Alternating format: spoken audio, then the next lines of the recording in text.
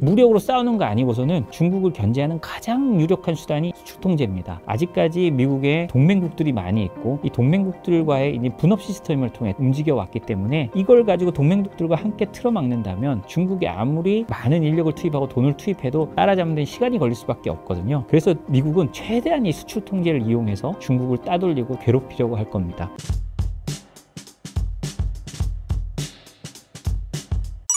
최근 미국과 중국의 관계는 어떻게 흘러가고 있나요? 최근에 영국 런던에서 열린 그 협상에서요, 전체적인 프레임워크가 합의됐다 이런 보도가 나왔는데요. 관세는 이미 저번에 한번 많이 내렸죠. 미국은 중국 55%인가로 내리고 중국은 10%로 해서 사실 그 관세 부분은 어느 정도 서로 인정하는 부분만큼 되어 있는 게 있습니다. 그런데 제가 아까 말씀드렸듯이 저는 이 사업을 올 들어부터 시작하면서 쓴 책이, 작년 말에 쓴 책이 제재전쟁이라는 책입니다. 그 책은 미국이 더 이상 이제 전쟁과 힘으로 싸우는 게 아니라 수출 통제와 제재로 싸운다는 내용이거든요. 그리고 그 핵심엔 달러가 있고요. 그러면 이번 런던에서는 무슨 얘기를 했느냐? 언론들 얘기를 보면 수출 통제가 주요 내용이었다고 합니다. 특히 중국이 갖고 있는 히토류를 중국이 걸어 잠궈버리면 단순히 무슨 전자제품을 못 만드는 정도가 아니라 미국이 무기를 못 만들어요. 미국의 통계에 따라 어떤 다른데요. 많게는 2만 개의 부품을, 군사 무기 부품을 못 만들고, 그렇게 되면 한 1000개 정도의 미국 무기가 불능에 빠지는데 그 중에 한 500개 정도가 심지어 해군에 있답니다. 미국은 해군이 핵심이고 해군이 나가가지고 각종 전쟁에 개입해야 되는데, 그렇기 때문에 중국과 그 히토류 수출 문제를 집중적으로 논의했고, 그 다음에 중국은 또 뭘 논의했습니까? 야, 우리 반도체 니들 그렇게 못 만들게 하고 우리 하는 거 못하게 하는 거 이거 너무한 거 아니냐? 니들 수출 통제도 풀어. 이런 식으로 오거든요. 저는 계속 작년부터 주장해 온 게 그겁니다. 관세는 1차 관문이고 관세는 올해 안에 어느 정도 다 마무리가 됩니다. 관세는 다 마무리가 되면 진짜 전쟁은 제재와 수출 통제에서 일어나는 거거든요. 이 중국이 이제 그 모습을 저는 그대로 보여주고 있다고 생각을 합니다.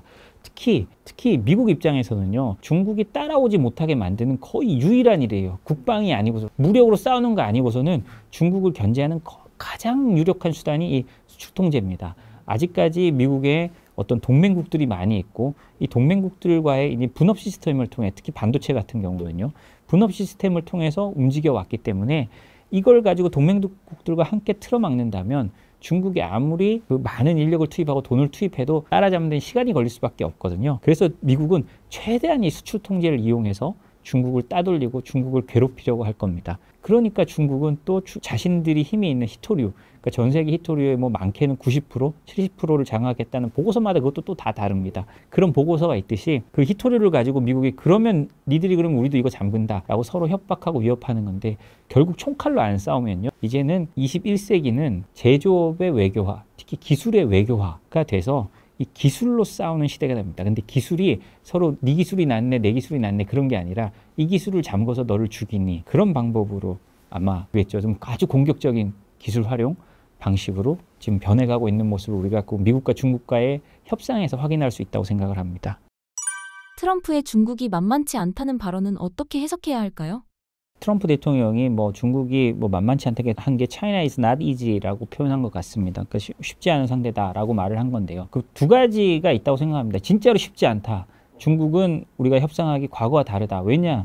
저는 시진핑 입장도 좀 이해가 가는 게 있습니다. 1기 때 트럼프가 그렇게 압박을 했을 때 마지막에 중국이 미국에 한 2천억 달러 정도 농산물부터 시작해가지고 사주기로 하면서 미중 협상이 타결이 됐거든요. 근데 그 사이에 처음에 시진핑은 트럼프를 좀 쉽게 생각하거나 혹은 이거 우리가 그래도 빨리 해결하고 가야 된다고 생각했을 수 있습니다. 그래서 그 전에 이제 각종 관세 협상을 하고 할 때 미국이 하자는 대로 하다가 협상을 하다가 갑자기 트럼프가 파기해서 또 안 됐다가 또 다시 협상을 하고 이런 게 반복이 됐거든요. 그러니까 시진핑 입장 머릿속에는 이렇게 있을 겁니다. 트럼프는 내가 저쪽에서 얘기하는 걸 빨리 들어준다고 해도 그걸로 안 끝날 거야. 지금 내가 이걸 주면 플러스 알파에서 또 내놓으라고 할 거야 라는 게 머릿속에 분명히 있을 겁니다. 그렇기 때문에 시진핑은 절대로 트럼프에게 트럼프가 원하는 걸 빨리 주지 않을 거고요. 그리고 중국도 워낙 대국이기 때문에 미국의 그걸 감내할 만한 능력이 있습니다. 그리고 그 사이에 미국의 그 수출 비중도 굉장히 낮춰놨고요. 10%, 15% 정도로 낮춰놨기 때문에 굉장히 그렇게 죽을 만큼 중국이 고통스러운 게 아니거든요. 그렇기 때문에 중국이 쉽게 따라가지 않을 거고요. 그리고 두 번째로 뭐 그렇게 만만치 않다라고 한 거는 아마도 트럼프가 나는 이렇게 만만치 않은 상대를 두고도 이렇게 열심히 잘 협상하고 있고 나는 그 결과를 내고 있고 다른 데들이 못한 이런 프레임워크도 지금 됐고 앞으로 이제 두고 봐 내가 이렇게 할 거야 라는 걸 좀 과시하려는 그런 것도 있다고 생각합니다. 그러니까 그런 두 가지 목적에서 아마 트럼프 대통령이 그렇게 말을 했다고 하는데요. 시진핑이나 이렇게 중국 지도부 입장에서도 쉽게 합의해 주는 게 본인들 정치적으로도 좋지 않고 그리고 트럼프를 잘 믿지 못하기 때문에 협상을 해줬다 언제 어떻게 바뀔지 모르기 때문에 특히 일기 때의 그런 학습 효과들도 있고요. 해서 아마 그렇게 또 강하게 나오게 하는 그런 면도 있다고 생각을 합니다. 미중 패권 전쟁의 향방은 어떻게 흘러갈까요? 미중 패권 전쟁은요. 마코 루비오 국무장관이 중국은 미국이 지금까지 만났던 적들 중에 가장 강하고 이거는 뭐 세기를 넘길 거라고 말했습니다. 두 국가의 경쟁은요. 저도 그렇게 생각하고요. 지금 이 관세 가지고 뭐 하는 거는 제가 생각하기에는 뭐 어떤 그냥 작은 이벤트 정도라고 생각합니다. 앞으로는 서로의 기술을 뺏고 빼앗고 그리고 어떤 미국과 중국의 충돌이요. 전 세계 곳곳에서 일어날 겁니다. 그러면서 그 중간지대에 있는 나라들은 굉장히 눈치를 봐가면서 움직일 거거든요. 최근에 보면요. 베트남이요. 미국의 가장 큰 흑자를 많이 내는 나라 중에 하나인데 베트남이 브릭스의 파트너 국가로 가입을 했습니다. 그리고 인도네시아 같은 경우는요. 이번에 G7 뭐 이재명 대통령이 거기 갔죠. 캐나다에서 그 초청한 나라 중에 인도네시아도 들어가 있었어요. 그런데 이 인도네시아의 대통령이 어떻게 했느냐? G7 안 가고 러시아를 갔습니다. 이런 걸 보면요. 전 세계에서 이제 사람들이 다 눈치를 보고 있는 거예요. 지금 뭐 미국, 당연히 미국이 중요하고 하지만 우리가 팔아먹을 게 있는 나라들, 우리가 어디에 붙어야, 그리고 우리가 어디든 완전히 끊지 않아 놔야 우리가 살아남을 수 있다. 이런 시대로 가고 있는 겁니다. 어떻게 생각하면은 공급망도 갈라지고 모두 갈라지고 하는 시대지만 그 중간 지역에 있는 나라들은 어떻게든 여러 촉수를 뻗어놓고 이쪽에서 기회가 있으면 이쪽으로 가고 이쪽에 기회가 있으면 이쪽으로 가고자 하는 거를 열어놓고 있는 것 같거든요. 그래서 저는 아마도 이 미국과 중국의 충돌은요. 전방위적으로 펼쳐지면서 그 사이에 세계 여러 나라들의 움직임도 더 진폭이 커질 거라고 생각을 합니다.